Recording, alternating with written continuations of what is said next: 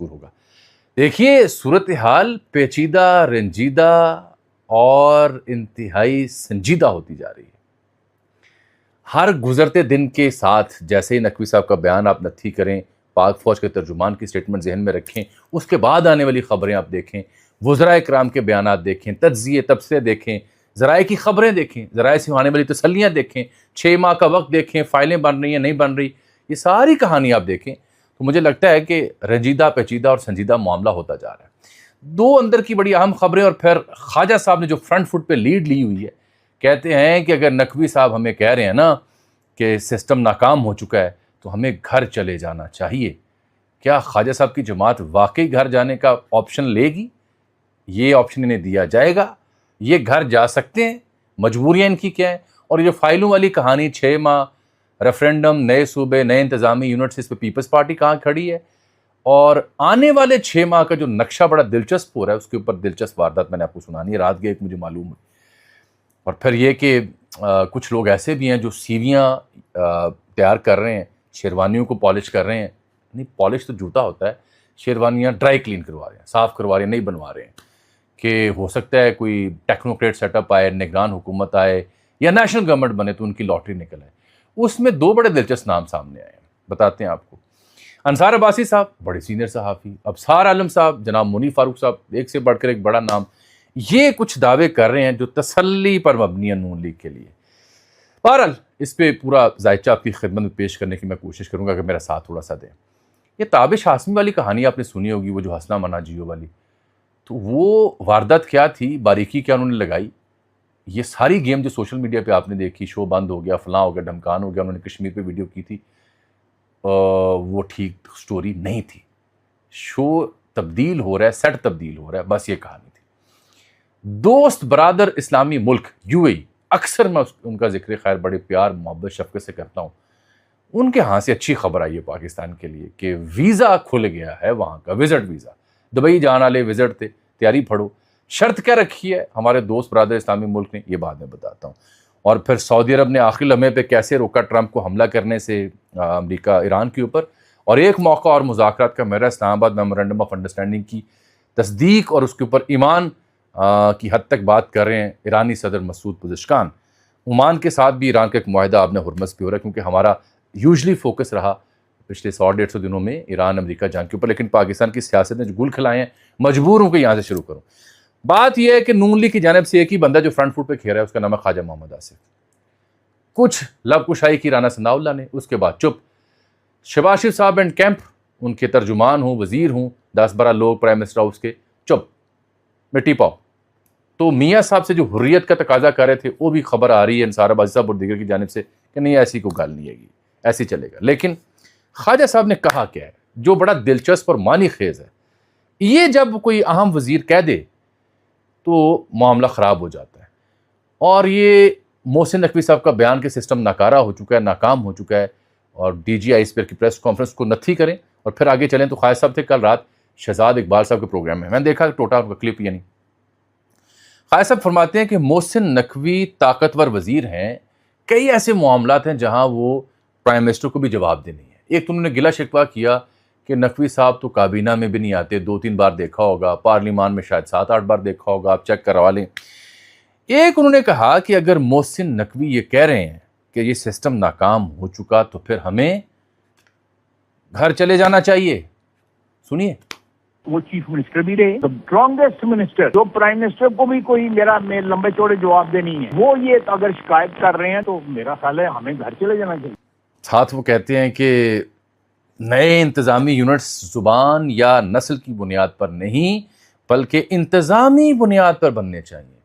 اب انتظامی بنیاد سے کیا مراد ہے؟ Administrative units. یہ تو ڈیمانڈ ہے سسٹم کی، نئے صوبے یا ایڈمنسٹریٹو یونٹس. ایڈمنسٹریٹو یونٹس کی بات عمران خان بھی کیا کرتے تھے، وہ بھی اس کے حامی تھے. ایڈمنسٹریٹو یونٹس کی بات ایک جنرل نقوی ہوتے تھے مشرف صاحب کے دور میں، وہ بھی کیا کرتے تھے. تو یہ خواہش بھی پرانی ہے، وہ خواہش صاحب ٹھیک جگہ جا رہے ہیں. پھر کہتے ہیں انفارملی تو نون لیگ کے اندر بھی نئے انتظامی یونٹس کے اوپر بات ہو رہی ہے. میں پچھلے دنوں اسلام آباد تھا، وہاں ایک بڑے اہم ذمہ دار سے میری ملاقات ہوئی، ایک وزیر سے، 2 سے بلکہ. انہوں نے کہا اس کی ڈسکشن ہو رہی ہے لیکن انتظامی یونٹس کیسے ہوں گے یہ ابھی طے نہیں ہے، پیپلز پارٹی کی جانب سے ہمیں کانسنٹ نہیں مل رہی. اور پیپلز پارٹی نے جو پوزیشن لی ہے وہ بھی بڑی دلچسپ ہے. خالد صاحب کی بات پہ میں آتا ہوں. پیپلز پارٹی کے چند صاحب کہتے ہیں کہ نئے صوبے جو ہیں، بلکہ میں نے دیکھا ان کو جو مرصب ہیں کہ یہ تو پنجاب سے شروع کریں نا، آپ بسم اللہ کریں. پنجاب میں جنوبی پنجاب صوبہ جو ہے اور بہاولپور صوبہ، اس کی قرارداد 2012 میں پیش ہو چکی ہے، وہ منظور ہو چکی ہے، اس پہ کام کریں. اصولی طور پر پیپلز پارٹی کی بات ٹھیک ہے. اور پیپلز پارٹی کے ہاں سے سندھ میں، کراچی میں آج احتجاج بھی کل ہوا. امداد سومرو صاحب ایک صحافی، انہوں نے رپورٹ کیا ہے، میں ٹویٹ دکھاتا ہوں، کوئی سندھ ترقی پسند جماعت ہے، وہ احتجاج کریں نئے صوبوں کے اوپر. اور پھر جو غیر قانونی افغانی نکالے جا رہے ہیں اس کے اوپر بھی احتجاج کریں. بھائی اس کے اوپر کیوں احتجاج کر رہے ہیں؟ کل کو معلوم ہو کچے کے ڈاکو آ کے احتجاج کر رہے ہیں کہ ان کے خلاف آپریشن کیوں ہو رہا ہے. یہ مجھے سمجھ سے بالا تر ہے. نئے صوبوں کے قیام کے اوپر ابھی کوئی قرارداد نہیں آئی، بات چلی ہے، اس کے اوپر آپ کریں احتجاج. لیکن یہ غیر قانونی افغانیوں کو نکالنے کے اوپر احتجاج کا ایک ہے. یہ امداد سومرو صاحب بڑے سینئر صحافی، انہوں نے ٹویٹ کیا تھا، وہ میں دکھا بھی رہا ہوں آپ کو. یہ مجھے سمجھ نہیں آیا. پیپلز پارٹی ہے کہ میں دھاندلی کے الزام بھی لگا رہی ہے، لیکن پیپلز پارٹی حکومت چھوڑے گی؟ سوری، ان کی خواہش کچھ اور ہے. ان کی خواہش یہ ہے کہ نوجوان بلاول بھٹو زرداری کے بارے میں کچھ سوچیں، اور اگر کوئی قومی حکومت، کوئی نقشہ کوئی اور بنتا ہے اس میں سوچیں. اس کے بدلے میں اگر اہم ترین کرسی بزرگوار کو پیش کرنی پڑے تو وہ کر دیں گے. یہ نظر آ رہا ہے، دور سے نظر آ رہا ہے، دور سے دوربین لگا کے. اگر آپ دیکھیں ان کی تان نوجوان پہ اڑی ہوئی ہے. ادھر نون لیگ کی تان ان کے مستقبل پہ اڑی ہوئی، ان کی نوجوانوں پہ بھی، ان کی تان بھی اپنے گھر کے نوجوانوں پہ اڑی ہوئی ہے کہ ان کا مستقبل ہے. انہوں نے ابھی پی ایم بننا ہے اور ابھی سے ہم کھلواڑ نہیں کر سکتے. اس لیے میں کہتا ہوں، بار بار لفظ استعمال کرتا ہوں، گروی رکھوا چکے ہیں اپنی حریت کو، جو ٹھوکر مار کے چلے جاتے تھے. خیر، یہ خواجہ صاحب جب یہ کہتے ہیں نا کہ جی سسٹم ناکام ہے تو پھر ہمیں گھر چلے جانا چاہیے، یہ ان کے پاس واحد ایک گریسفل ایگزٹ ہے کہ اچھا جی اگر چارج شیٹ لگ گئی ہے تو پھر یہ سنبھالیں، بسم اللہ کریں، حکومت کسی اور کو دے دیں. ہم سے نہیں ہوتا، ہم نے 4-5 سال بھگت لیا، اجازت چاہتے ہیں، قومی حکومت بنا لیں، نگران لے آئیں، ٹیکنوکریٹ لے آئیں، پیپلز پارٹی کو دے لیں، ہم چلے جناب، ہم ناکام. یہ ان کے لیے بڑی فیس سیونگ ہوگی. لیکن یہ ایسا نہیں کر سکتے. میں بار بار کہہ رہا ہوں نہیں کر سکتے، ایسا سوال ہی نہیں پیدا ہوتا. اب میں آ جاتا ہوں جناب انصار عباسی صاحب کے اس ٹویٹ کے اوپر. انصار عباسی صاحب نے رات 11:30 بجے ٹویٹ کیا، نواز شریف لڑائی کے موڈ میں نہیں ہے، نہ شہباز شریف اور فیلڈ مارشل میں کوئی دراڑ ہے، نقوی جذبات میں آ کر کچھ زیادہ ہی بول گئے. اب کہا جا رہا ہے کہ 6 ماہ کی ڈیڈ لائن دے دی گئی ہے. پوچھا تو جواب ملا، آپ سے یہ بات سن رہے ہیں، کیا سنجیدہ معاملات میں ایسے ڈیڈ لائن دی جاتی ہے؟ یہ نقوی صاحب، انصار عباسی صاحب کا ٹویٹ ہے. منیر فاروق صاحب نے کہا ڈیل، یہ جو 6 ماہ کی کوئی بات ہو رہی ہے کہ فائل تیار ہو رہی ہے اور 6 ماہ کی ڈیڈ لائن دی گئی ہے، ایسی کوئی بات نہیں ہے. یہ میں نے ڈبل چیک کیا ہے، اس میں 2-3 سال لگ سکتے ہیں اس پروسیس کو. نہ تو فائلیں تیار ہو رہی ہیں، نہ 6 ماہ کی ڈیڈ لائن دی گئی ہے. منصور علی خان صاحب کا یہ دعویٰ تھا، اس کے جواب میں یہ 2 باتیں آئی ہیں.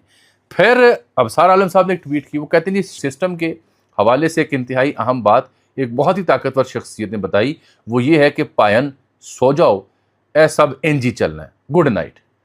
پائن سو جاؤ تو مجھے پھر قتیل شفائی یاد آ جائے، پریشان رات ساری ہے ستارو تم تو سو جاؤ، سکوت مرگ تاری ہے ستارو تم تو سو جاؤ، ہمیں بھی نیند آ جائے گی، ہم بھی سو ہی جائیں گے، ابھی کچھ بے قراری ہے ستارو تم تو سو جاؤ.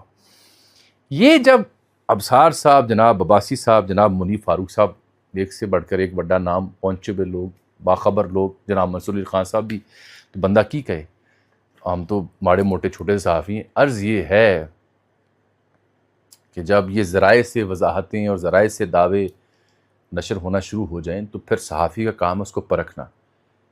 کیا جو پچھلے 3 سے 4 دنوں میں کمیونیکیشن ہو رہی ہے، میرے دیکھنے والوں سے میری عرض ہے اس بات کو ذرا دھیان سے سنیے گا، پچھلے 3-4 روز سے جو قومی میڈیا پر جس قسم کی کمیونیکیشن پہنچائی جا رہی ہے، یا جرنلسٹ کے ساتھ جو کمیونیکیشن ہو رہی ہے فرام سرٹن کوارٹرز، کیا اس میں انصار عباسی صاحب، ابصار عالم صاحب یا دیگر کے کہی گئی باتوں کی تصدیق ہوتی ہے؟ تو جواب ہے نہیں. کیا کنسرن کوارٹرز یہ واقعی سمجھتے ہیں کہ سسٹم ڈیلیور نہیں کر رہا اور کولیپس ہو رہا ہے؟ جواب ہے یس. کیا کنسرن کوارٹرز چاہتے ہیں کہ نئے صوبے بنے، نئے انتظامی یونٹس بنے، لوکل باڈیز کا انتخاب آئے، نئی قیادت آئے، انتظامی سطح پر چیزیں بہتر ہوں؟ جواب ہے یس. سو کیا وہ مکمل تیار ہیں یہاں تک جانے کے لیے؟ جواب ہے یس. تو کیا اس سلسلے میں وہ کوئی چھوٹ دیں گے؟ جواب ہے نہیں. تو کیا اس کے بدلے میں نون لیگ، پیپلز پارٹی خدا حافظ کہہ دے گی؟ فی الحال نہیں. یہ ابھی ابھی تال میل اور سر سنگیت لگانے کی کوشش کریں گے جو سیاستدانوں کو خوب آتا ہے، جیسے خواجہ صاحب، جیسے رانا صاحب، پیپلز پارٹی کے رنگ، احتجاج، مظاہرے، یہ ساری کہانیاں ریسیپی کا حصہ ہیں۔ جانا اسی جانب آپ کو ہوگا، لیکن سچی بات یہ ہے کہ انتظامی جو یونٹس ہیں یا جو صوبے ہیں، اگر اس میں دقت ہو تو سب سے اعلیٰ شے جو ہے جس سے یہ میرے سیاستدان ڈرتے ہیں کیونکہ موروثیت اس سے ڈیمیج ہوتی ہے، ایم پی ایم این اے مارا جاتا ہے، وہ ہے بلدیاتی نظام۔ ایک مؤثر بلدیاتی نظام دے دیں، کونسلر آئے، ناظم آئے، پورے بھارت میں نے آپ کو بتایا تھا کہ 50 لاکھ سے زائد نمائندے منتخب ہو کے آتے ہیں، ان کے جو ایم پی ایم این اے یا سینیٹرز ہیں ان کے علاوہ بات کر رہا ہوں، ہمارے یہاں کو 1.5 2 2.5 ہزار بندہ آتا ہے، یہ اشرافیہ کا کیپچر کا عالم ہے۔ 25 کروڑ کی آبادی، 2.5 3 ہزار، 2 2.5 ہزار بندہ ہے پورا، ایم پی ڈال لیں، سینٹ ڈال لیں، قومی اسمبلی ڈال لیں، ظلم نہیں ہے؟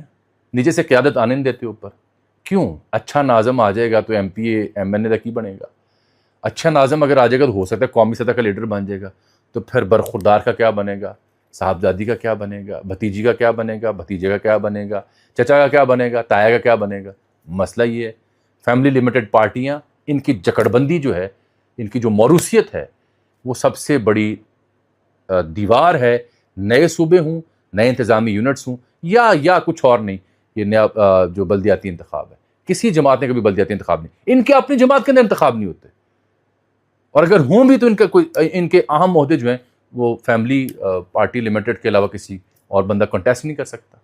بارکیف یہ ندیم افضل چاند کی میں نے آپ کو کہانی سنائی تھی، انہوں نے بھی پوزیشن لی ہوئی ہے۔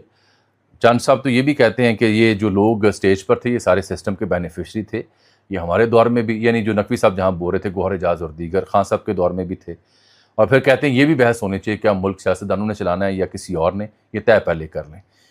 اور یہ یہاں پہ کہانی میں ختم کرتا ہوں، خواجہ صاحب والی بات بھی ہے چاند صاحب کی۔ آگے میں جو نقطہ دینے لگا تھا کہ جیسے ملک میں کوئی ہلچل ہوتی ہے تو نگران، کیئر ٹیکر، قومی حکومت یا ٹیکنوکریٹ کی کہانیاں یہاں ہمارے یہاں بڑی روایتی سی بولیاں یہ، تو اس سلسلے میں ایک سابق نگران شخصیت ہیں، وہ بڑا انٹلیکچوئل ساؤنڈ کرتے ہیں اپنے آپ کو، اور ہیں بھی میرا خیال ہے، اور بڑی برملا رائے رکھتے ہیں، ریاست پاکستان کے بڑے حامی ہیں، وہ ایک مضبوط امیدوار سمجھے جاتے ہیں کسی بھی ایسی صورت میں۔ ایک صاحب اور ہیں جو کسی زمانے میں صحافی رہے، دانشور رہے، سینیٹر ہیں، کشمیر کا معاملہ ہو، چین کا معاملہ ہو، امریکہ کا معاملہ ہو، بڑی مشہور شخصیت ہیں، سید بادشاہ ہیں، وہ ان کے قریبی حلقے بھی سمجھتے کہ اے بڑے آئیڈیل نے۔ ایک صاحب سسٹم کا حصہ بھی وزیر ہیں، ان کے بارے میں میرا خیال ہے کہ اب انہیں مزید کو بڑا عہدہ شاید اس طرح سے نہ مل سکے۔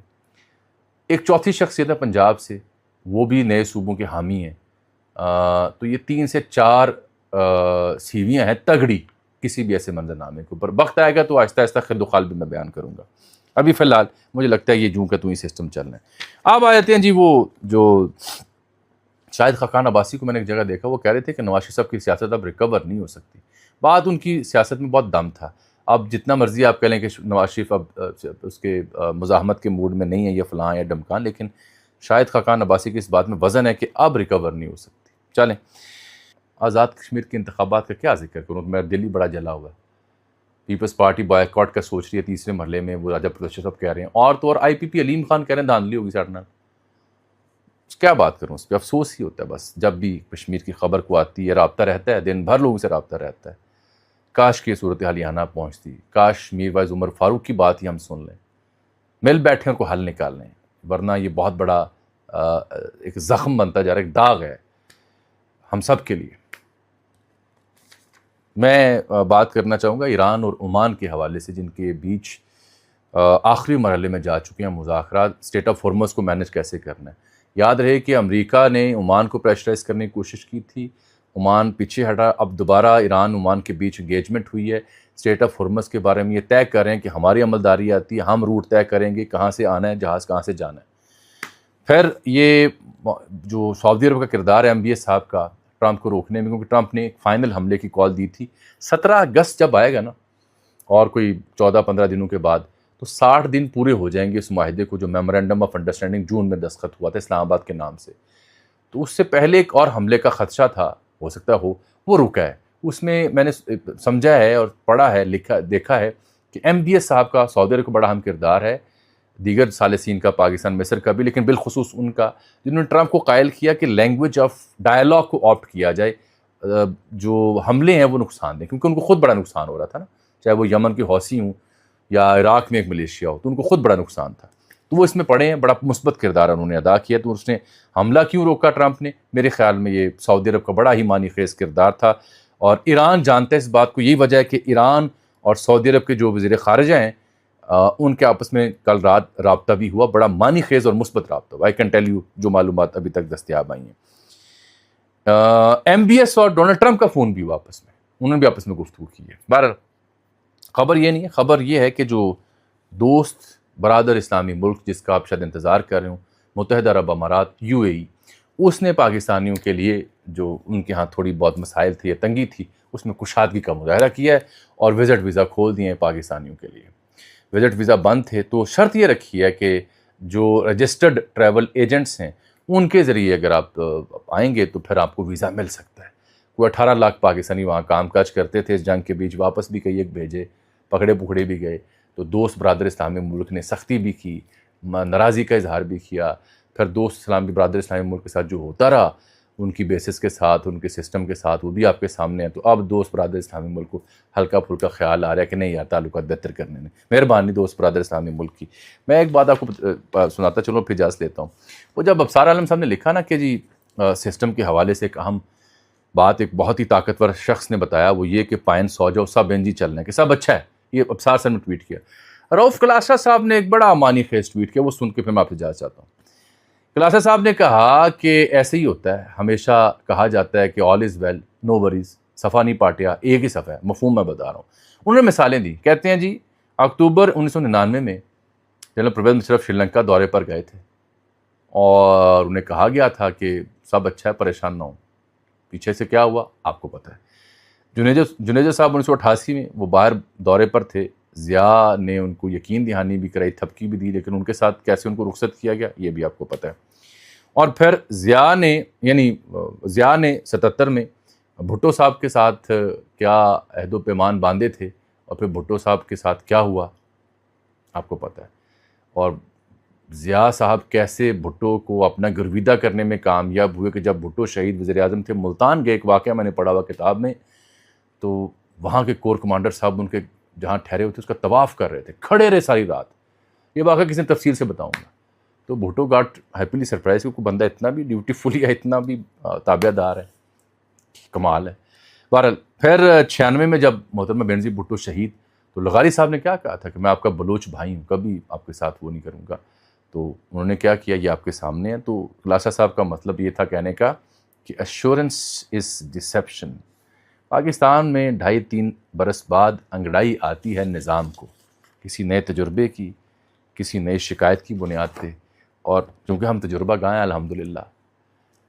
تو اجازت دیجیے، اللہ حافظ۔